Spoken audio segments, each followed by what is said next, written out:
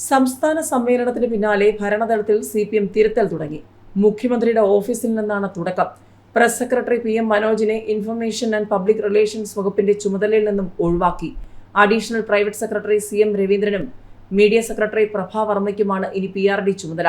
Press secretary സ്ഥാനത്ത് നിന്നും മനോജിനെ മാറ്റണമെന്ന അഭിപ്രായമുണ്ടായെങ്കിലും PRD ചുമതലയിൽ നിന്ന് മാറ്റുന്നതിൽ നടപടി ഒതുക്കി. മുഖ്യമന്ത്രിയുടെ ഓഫീസിലെ 2 PRD ഡെപ്യൂട്ടി ഡയറക്ടർമാർക്കെതിരെ ആരോപണങ്ങൾ ഉയർന്നിരുന്നു. ഇവരുടെ പ്രവർത്തനം നിയന്ത്രിക്കാൻ തീരുമാനിച്ചു. എന്റെ കേരളം, കേരളീയം, നവകേരള സദസ്സ് എന്നീ പരിപാടികളുമായി ബന്ധപ്പെട്ട ആരോപണം ഉയർന്നതോടെയാണ് മുഖ്യമന്ത്രിയുടെ ഓഫീസിലെ ചിലരെ നിരീക്ഷിക്കാൻ തുടങ്ങിയത്. PRD കരാറുകൾ നിരന്തരം മനോജിന്റെ മകന്റെ സ്ഥാപനം ഉൾപ്പെടെ വേണ്ടപ്പെട്ടവർക്ക് ലഭിക്കുന്നത് വാർത്തയായിരുന്നു. PRD പരസ്യ കരാറുകളിലും ഡോക്യുമെന്ററി നിർമ്മാണത്തിലും ഇടപെടലുണ്ടെന്നും ആരോപണമുയർന്നു.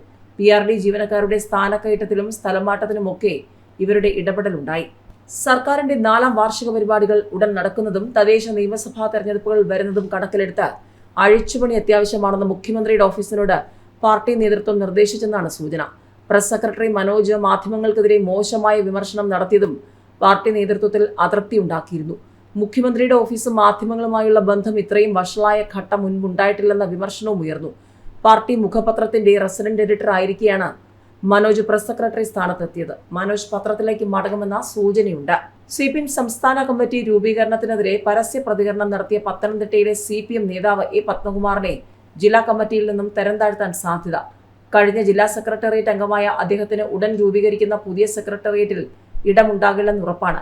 സംസ്ഥാന സെക്രട്ടേറിയറ്റ് യോഗം അദ്ദേഹത്തിനെതിരായ നടപടി ചർച്ച ചെയ്യും.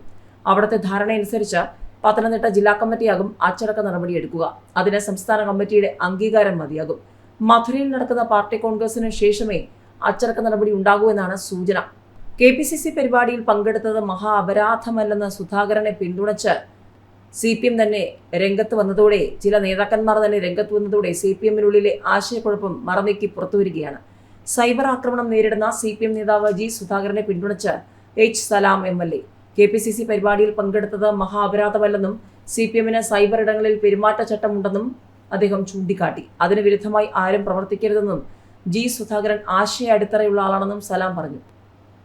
KPCCയുടെ പരിപാടിയിൽ പങ്കെടുത്തു എന്നതുകൊണ്ട് അദ്ദേഹം കമ്മ്യൂണിസ്റ്റുകാരനല്ലാതാകില്ല. ആരെങ്കിലും സ്വാധീനിച്ചോ ഏതെങ്കിലും പരിപാടിയിൽ പങ്കെടുത്തോ രാഷ്ട്രീയമായി വ്യത്യാസമുണ്ടാക്കാൻ കഴിയുന്ന ആളല്ല സുധാകരൻ. അത്രയും ആശയ അടിത്തറയുള്ള അദ്ദേഹത്തെ ഇങ്ങനെ സമൂഹ മാധ്യമം വഴി ആക്രമിക്കേണ്ട കാര്യമില്ല. അതാര് ചെയ്താലും വളരെ തെറ്റായ കാര്യമാണെന്നാണ് CPM-ന്റെ നേതാക്കന്മാരുടെ നിലപാട്. KPCC വേദിയിൽ എത്തിയതിന് പിന്നാലെ പോരാളി ഷാജി അടക്കമുള്ള ഇടത് സൈബർ ഗ്രൂപ്പുകളിൽ G. സുധാകരനെതിരായ രൂക്ഷ വിമർശനങ്ങൾ പ്രത്യക്ഷപ്പെട്ടിരുന്നു. കോൺഗ്രസ് പ്രവർത്തകരാൽ കൊല ചെയ്യപ്പെട്ട സഹോദരൻ G. ഭുവനേശ്വരന്റെ ചുടുരക്തം സുധാകരൻ മറന്നുവെന്നും അദ്ദേഹത്തിലെ കമ്മ്യൂണിസ്റ്റ് സഖാക്കളുടെ മനസ്സിൽ അകാല ചരമം പ്രാപിക്കുമെന്നും പോസ്റ്റ് വ്യക്തമാക്കിയിരുന്നു. MLA മന്ത്രിയുമാക്കിയത് പാർട്ടിയാണ്. ഇപ്പോൾ പാർട്ടി വിരുദ്ധ സംഘത്തിനൊപ്പം കൂടി നല്ല പിള്ള ചമയുന്നു. സുധാകരനോട് പരമപുച്ഛം എന്നിങ്ങനെ നീളുകയായിരുന്നു വിമർശനങ്ങൾ. ഒരേ ചിത്രവും കണ്ടന്റുമുള്ള പോസ്റ്റുകൾ തന്നെയാണ് വ്യാപകമായി പ്രചരിച്ചത്. പ്രായപരിധി മാനദണ്ഡം ഉൾപ്പെടെയുള്ള വിഷയങ്ങളിൽ CPM നേതൃത്വത്തെ വിമർശിച്ചതിന് തൊട്ട് പിന്നാലെയായിരുന്നു സുധാകരൻ KPCC പരിപാടിയിൽ പങ്കെടുത്തത്. എന്നാൽ തനിക്ക് പിന്നിലുള്ള നീക്കങ്ങൾക്ക് പിന്നിൽ ആലപ്പുഴയിലെ പാർട്ടിക്കുള്ളിലെ പൊളിറ്റിക്കൽ ക്രിമിനലുകളാണെന്ന് സുധാകരൻ നേരത്തെ തുറന്നടിച്ചിരുന്നു.